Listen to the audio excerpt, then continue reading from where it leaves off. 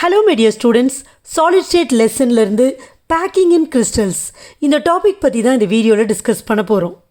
இந்த packing in crystals-ல linear arrangement of spheres in one direction, two-dimensional close packing அப்படிங்கிற topics இருக்குது.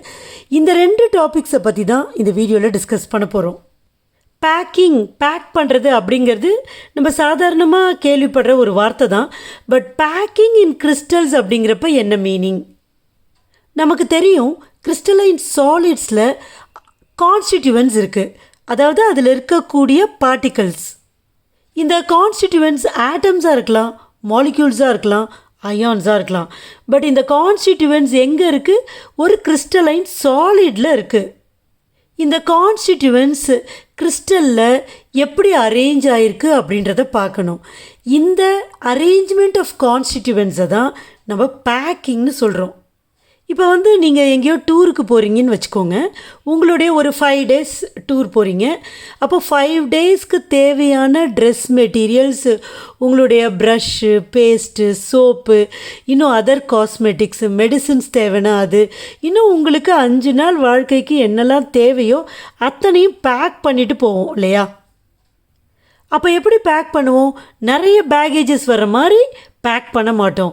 முடிஞ்ச வரைக்கும் ஒரு சூட்கேஸ்லேயோ ஒரு பேக்லேயோ எல்லாத்தையும் அடைச்சிற மாதிரி தான் நம்ம பேக் பண்ணுவோம். அதை நம்ம எஃபிஷியன்ட் பேக்கிங் அப்படின்னு கூட சொல்லலாம். கிறிஸ்டல்ஸ்லேயும் அதே மாதிரி தான். ஃப்ரூட் ஷாப்ஸில் நீங்கள் பார்த்துருப்பீங்க, ஃப்ரூட்ஸ் எல்லாம் அடுக்கி வச்சுருப்பாங்க. நீங்கள் நல்லா அப்சர்வ் பண்ணி பாருங்கள். குறைஞ்ச இடத்துல நிறைய ஃப்ரூட்ஸை அடுக்கிற மாதிரி தான் அங்கே அடுக்கி வச்சுருப்பாங்க. இதை எஃபிஷியன்ட் பேக்கிங்னு சொல்கிறோம். கிறிஸ்டலைன் சாலிட்ஸில் கியூபிக் யூனிட் செல், அதாவது கிறிஸ்டலைன் சாலிடை முதல்ல சொல்லிடுறேன். கியூபிக் க்ளோஸ் பேக்கிங் இருக்கிற கிறிஸ்டலைன் சாலிட் இருக்குது, ஹெக்ஸகனல் க்ளோஸ் பேக்கிங் இருக்கிற கிறிஸ்டலைன் சாலிட்ஸ் இருக்குது. இதெல்லாம் நியூ டேர்ம்ஸ் தான், கொஞ்சம் கொஞ்சமாக நம்ம புரிஞ்சுக்கலாம். அப்போ இந்த கியூபிக் க்ளோஸ் பேக்டு சாலிட்ஸில் பார்த்தீங்கன்னா கியூபிக் யூனிட் செல்ஸ் இருக்கும். அதே மாதிரி ஹெக்ஸகனல் க்ளோஸ் பேக்டு சாலிட்ஸில் ஹெக்ஸகனல் யூனிட் செல் இருக்கும். இது எல்லாமே 3-dimensional அரேஞ்ச்மெண்ட். இந்த அரேஞ்ச்மெண்ட்ஸில் இந்த கான்ஸ்டிடியூவன்ஸ், அதாவது ஆட்டம்ஸாக இருக்கலாம், மாலிக்யூல்ஸாக இருக்கலாம், அயான்ஸாக இருக்கலாம், இவங்க எப்படி பேக் ஆகிருக்காங்க, எஃபிஷியண்ட்டாக பேக் ஆகிருக்கிறாங்களா, ஏதாவது வேக்கன்ட் ஸ்பேஸ் இருக்கா? ஸோ இதெல்லாம் நம்ம அனலைஸ் பண்ண போகிறோம், புரிஞ்சுக்க போகிறோம். இதை கிளியராக புரிஞ்சுக்கிறதுக்காக அந்த கான்ஸ்டிடியூவன்ஸ், ஒரு கிறிஸ்டலைன் சாலிடில் இருக்கிற கான்ஸ்டிடியூவன்ஸை ஸ்பியர்ஸாக கன்சிடர் பண்ணுறோம். ஸ்பியர்ஸ் அப்படிங்கிறப்ப நமக்கு பேக்கிங்கை புரிஞ்சுக்கிறது ரொம்ப ஈஸி. இப்போ பார்த்தீங்கன்னா ஃப்ரூட் ஷாப்பில் ஆப்பிள், ஆரஞ்சஸ் இதெல்லாம் ஸ்பெரிக்கல் ஷேப்பில் தான் இருக்கும். அழகாக ஒன்று மேலே ஒன்று விழாத மாதிரி க்ளோஸாக அடுக்கி வச்சுருப்பாங்க. இப்போ லட்டு கூட பாருங்கள், ஒரு டப்பாவில், ஸ்வீட் ஷாப்பில் ஒரு டப்பாவில் என்ன பண்ணிப்பாங்க, இந்த லட்டை பேக் பண்ணி கொடுப்பாங்க. ஸோ தட் நமக்கு அது எந்த அளவுக்கு பேக் ஆகிருக்குன்றத ஈஸியாக நம்மளால் புரிஞ்சிக்க முடியும், கேல்குலேட் பண்ண முடியும். அதனால் ஒரு கிறிஸ்டலைன் சாலிடில் இருக்கிற கான்ஸ்டிடியூவன்ஸை ஹாட் ஸ்பியர்ஸாக கன்சிடர் பண்ணுறாங்க. இன்னொரு அட்வான்டேஜும் இதில் இருக்குது. நம்மளால் இந்த கான்ஸ்டிடியூவன்ஸ் இப்படி தான் அரேஞ்ச் ஆகிருக்கும் அப்படிங்கிறத கொஞ்சம் விஷுவலைஸ் பண்ணுறது ஈஸியாக இருக்கும். இந்த cubic unit cell, hexagonal unit செல் இதெல்லாம் 3-dimensional அரேஞ்ச்மெண்ட்டு தான். ஸோ எடுத்த உடனே 3-dimensional அரேஞ்ச்மெண்ட்டுக்கு போய் நம்ம அண்டர்ஸ்டாண்ட் ஆகுனா கொஞ்சம் கஷ்டமாக கூட இருக்கலாம்.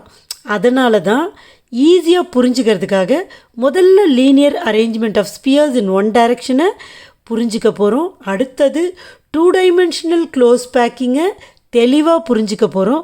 அதுக்கப்புறம் தான் 3-dimensional அரேஞ்ச்மெண்ட்டை புரிஞ்சிக்க போகிறோம். முதல்ல linear arrangement of spheres in one direction. Linear, கொஞ்சம் ஸ்பியர்ஸ் நம்ம கையில் இருக்குது, லீனியராக அரேஞ்ச் பண்ணணும். நீங்கள் என்ன பண்ணுவீங்க?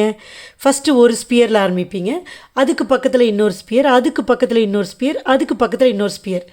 அதுதானே லீனியர் அரேஞ்ச்மெண்ட். அதுவும் அவங்க ஒன் டைரக்ஷன் கொடுத்துட்டாங்க. அப்போது இந்த மாதிரி தான் அரேஞ்ச் பண்ண முடியும். நீங்கள் இன்னொரு ஸ்பியரை இங்கே சேர்க்கலாம், ஆர் இங்கே சேர்க்கலாம், அவ்வளோதான். ஒரு லைனில் அப்படியே இந்த அரேஞ்ச்மெண்ட் போயிட்டே இருக்கும். அப்போது there is only one possibility to arrange spheres, கரெக்டாக? அடுத்தது என்ன பார்க்கணும்னா, ஒரு ஸ்பியர் டைரக்டாக எத்தனை ஸ்பியர்ஸ் கூட காண்டாக்டில் இருக்குது. இப்போ ஏதாவது ஒரு ஸ்பியர், இந்த ஸ்பியர் எடுத்துக்கோங்க, இந்த ஸ்பியர் 2 ஸ்பியர் கூட காண்டாக்டில் இருக்குது. இந்த ஸ்பியர் எடுத்துக்கோங்க, 2 ஸ்பியர் கூட. ஸோ எந்த ஒரு ஸ்பியரை எடுத்தாலும் அது 2 ஸ்பியர் கூட காண்டாக்டில் இருக்கும். இப்போ எண்டில் இருக்கிற ஸ்பியரை நம்ம எடுத்துக்கிறோம், அப்போ இது ஒரு ஸ்பியரோட காண்டாக்டில் இருக்குது அப்படின்லாம் சொல்லக்கூடாது. இது அப்படியே க்ரோ ஆகிட்டே போகும் இல்லையா? அப்போ என்ன அர்த்தம்னா, இது நம்ம கேமராக்குள்ளே கொண்டு வரணும்னா, இல்லை இந்த லீனியர் அரேஞ்ச்மெண்ட் எப்படியா இருந்தாலும் ஒரு எண்டில் போய் முடிய தான் போகுது. அதனால அது கடைசியில் இருக்கிறதுனால பக்கத்தில் ஒரு ஆட்டம் இருக்கிற மாதிரி இருக்கும். பட் அப்படி நம்ம எடுத்துக்கக்கூடாது. லீனியர் அரேஞ்ச்மெண்ட்டில் ஒரு ஆட்டம் எடுத்துக்கிட்டிங்கன்னா அவர் 2 ஸ்பியர்ஸ் கூட காண்டாக்டில் இருப்பார். அடுத்தது 2 டைமென்ஷனல் க்ளோஸ் பேக்கிங். இப்போ 2 டைமென்ஷனல் அப்படின்னா என்னது? இப்போ நம்ம கிராஃப் போடுறோம் இல்லையா, எக்ஸ் ஆக்சிஸ் இருக்கும், ஒய் ஆக்சிஸ் இருக்கும். ஸோ எக்ஸ் ஆக்சிஸ் அப்படிங்கிறது ஹரிசான்டல், ஒய் ஆக்சிஸ் அப்படிங்கிறது வெர்டிக்கல். ஆனால் 2 டைமென்ஷனலாக நம்ம ட்ரா பண்ணுறோம். கிட்டத்தட்ட அதே மாதிரி தான் ஸ்பியர்ஸை அரேஞ்ச் பண்ண போகிறோம். ஹரிசான்டலாக அரேஞ்ச் பண்ண போகிறோம், வெர்டிக்கலாக அரேஞ்ச் பண்ண போகிறோம். ஹரிசான்டல் அரேஞ்ச்மெண்ட்றது இப்படி அரேஞ்ச் பண்ணிட்டு வருவோம். அதே மாதிரி வெர்டிக்கல் அரேஞ்ச்மெண்ட்டுன்றது இப்படி அரேஞ்ச் பண்ணிட்டு வருவோம். கரெக்டாக அதுதான் இங்கே linear arrangement in one direction is repeated in 2 dimensions. இந்த 2 டைமென்ஷனல் க்ளோஸ் பேக்கிங்கில் பார்த்தீங்கன்னா 2 டைப்பாக இந்த ஸ்பியர்ஸை அரேஞ்ச் பண்ணலாம். ஸோ எப்படி அரேஞ்ச் பண்ணுறோம் அதை பேஸ் பண்ணி இந்த அரேஞ்ச்மெண்ட்டுக்கு 2 பேர் வச்சுருக்காங்க. ஒன்று ஏஏ டைப்பு, ஏஏஏ டைப்பு, இன்னொன்று ஏபி டைப்பு. ஏன் இந்த பேர் அப்படிங்கிறதையும் இப்போ பார்க்க போகிறோம். இது முதல் லீனியர் அரேஞ்ச்மெண்ட் இன் ஒன் டைரக்ஷன். இப்போ ஒன் டைரக்ஷனில் ஸ்பியர்ஸை அரேஞ்ச் பண்ணியாச்சு. இப்போ 2 டைமென்ஷனல் தானே, இது 1 டைமென்ஷன். இப்போ இந்த சைட் போகிறோம், அப்போ இன்னொரு ரோவை அப்படியே அரேஞ்ச் பண்ணுறோம். இந்த ரோவை அரேஞ்ச் பண்ணுறப்ப எப்படி அரேஞ்ச் பண்ணுறோம்னா, ஒரு ஸ்பியருக்கு கீழே சேமாக அதே இதில் ஒரு ஸ்பியருக்கு மேலே, இல்லைன்னா ஒரு ஸ்பியருக்கு கீழே ஒரு ஸ்பியர் டைரக்டாக இருக்கிற மாதிரி அரேஞ்ச் பண்ணுறோம். அப்போ நம்ம இங்கே என்ன பார்க்கணும்னா அலைன்மெண்ட் பார்க்கணும். ஸோ வேர்ட்டிக்கலாகவும் அலைன் ஆகிருக்கு, ஹரிசான்டலாகவும் அலைன் ஆகிருக்கு. ஓகே, இப்போ அடுத்தது அரேஞ்ச் பண்ணுறோம் பாருங்கள். கரெக்டாக வேர்ட்டிக்கல் ஹரிசான்டல் ரெண்டுமே மேட்ச் ஆகணும். ஓகே, இப்போ அடுத்ததையும் நீங்கள் அரேஞ்ச் பண்ணலாம்.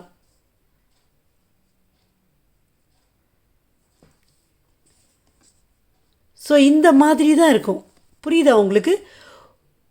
பர்ஃபெக்ட் அலைன்மெண்ட்டில் இருக்கும், வேர்ட்டிக்கலாகவும் இருக்கும், ஹரிசான்டலாகவும் இருக்கும்.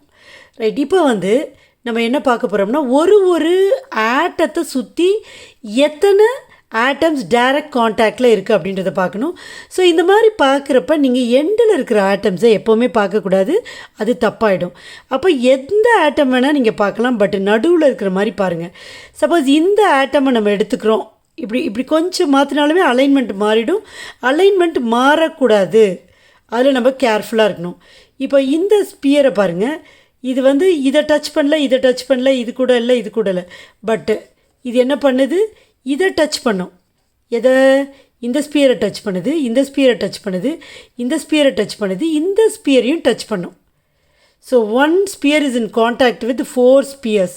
ஓகே, சப்போஸ் நீங்கள் இந்த ஸ்பியர் எடுங்க பாருங்கள், இந்த ஸ்பியர் இது கூட காண்டாக்டில் இருக்குது, இது கூட காண்டாக்டில் இருக்குது, இது கூட காண்டாக்டில் இருக்குது, இது கூட காண்டாக்டில் இருக்குது, இந்த ஸ்பியருக்கு.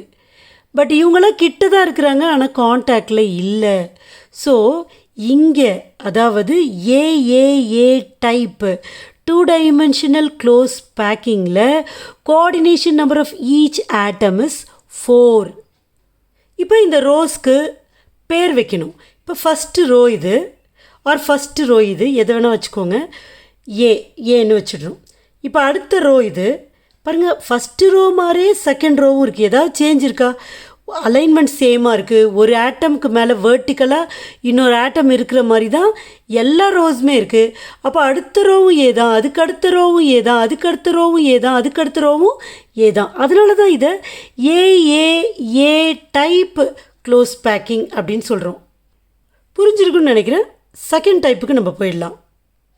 செகண்ட் டைப்பில் ஃபஸ்ட்டு இந்த மாதிரி ஸ்பியர்ஸை அரேஞ்ச் பண்ணிடுறோம். Okay, first row. இப்போ என்ன பண்ணுறோம், செகண்ட் ரோவை நம்ம ஏஏ டைப்பில் அப்படியே ஸ்ட்ரைட்டாக இது மாதிரி அலைன்மெண்ட் வர மாதிரி பண்ணோம்ல.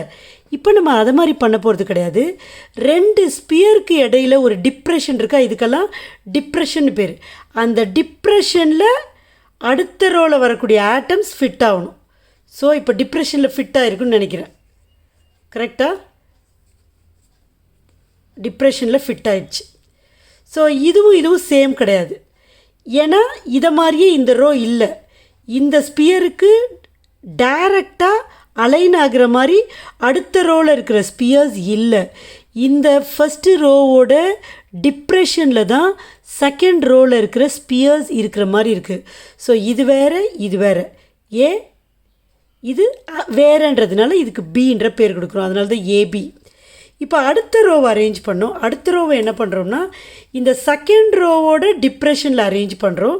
At the same time first row மாதிரியே இருக்க போகுது. அப்போ பாருங்கள்,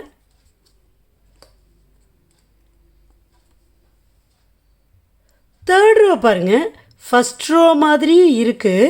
கரெக்டாக ஃபஸ்ட் ரோ மாதிரி இருக்குது, இதோட டிப்ரெஷன்லேயும் இருக்குது. ஸோ இதே மாதிரி இருக்குது. அப்போ இது ஏன்றோ, இது வேறு மாதிரி இருக்குது, டிப்ரெஷனில் இருக்குது B.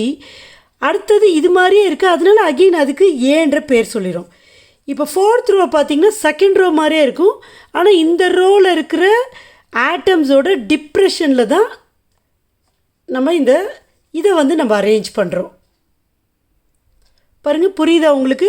So first row, second row, third row, fourth row. First ரோவும் தேர்ட் ரோவும் சேம், செகண்ட் ரோவும் ஃபோர்த் ரோவும் சேம். இப்போ இதுக்கு ஏன்னு பேர் வச்சா இதுவும் ஏ தான். இது வேறு மாதிரி இருக்குது, அப்போ இதுக்கு பீன்ற பேர் வைக்கிறோம். பட் இது ஒரே மாதிரி இருக்குது, பி. அப்போ AB type of close packing, 2 dimensional close packing. இப்போ இங்கே ஒரு பர்டிகுலர் ஆட்டம் எத்தனை ஆட்டம்ஸ் கூட டைரக்ட் காண்டாக்டில் இருக்குதுன்னு பார்க்கணும். நான் எப்போவுமே சொல்கிறது என்னென்னா, ஓரமாக இருக்கிற ஆட்டம்ஸை பார்க்கக்கூடாது.